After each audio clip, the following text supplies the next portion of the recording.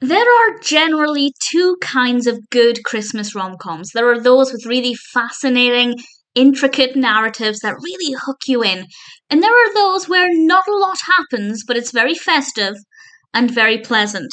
And Furry Little Christmas definitely falls into this one. It's a very gentle film, but I really enjoyed it. If that's the kind of film you're in the mood for, I think you'll really like it. This was directed by Dylan Fox and written by Andra Gordon-Gatica.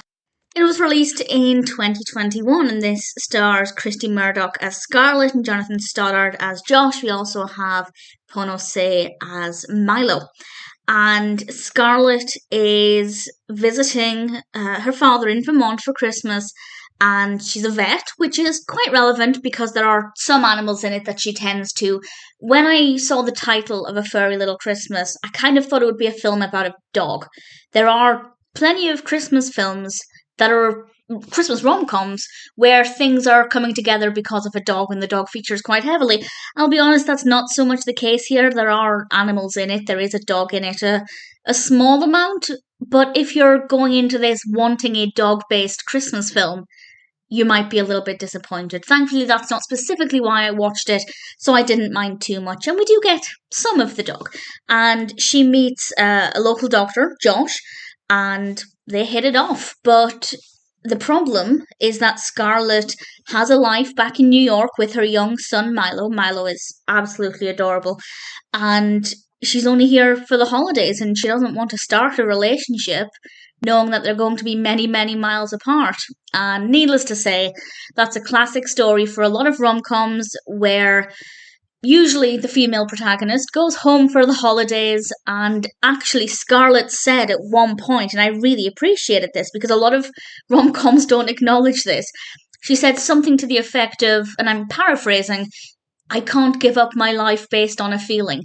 Now, let's be honest, most rom-coms do center around that very concept, but I like the fact that she seemed to have a little bit more awareness than the average protagonist in a Christmas rom-com. Whether or not she does give up her life, I'm not going to say, but certainly it's a very pleasant film. It's a very easy watch.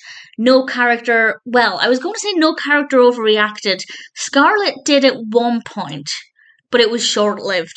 It didn't last, her overreaction didn't last for very long, so I didn't mind that really.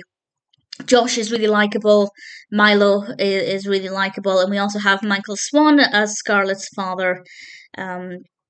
Mitch, who is also a really likeable character, so absolutely no problems whatsoever with any of the characters, the cast, the narrative flows really well, everything's really interesting, and maybe not too interesting because, as I said, the narrative is very straightforward and not a lot happens. But there are a lot of Christmas rom-coms like that because, well, often with Christmas films you want something that's fuzzy and heartwarming and easy to watch that isn't going to rock your emotions too much. And if this is the kind of film you're looking for, A Furry Little Christmas really ticks all of those boxes, and it does it well. So I really enjoyed it.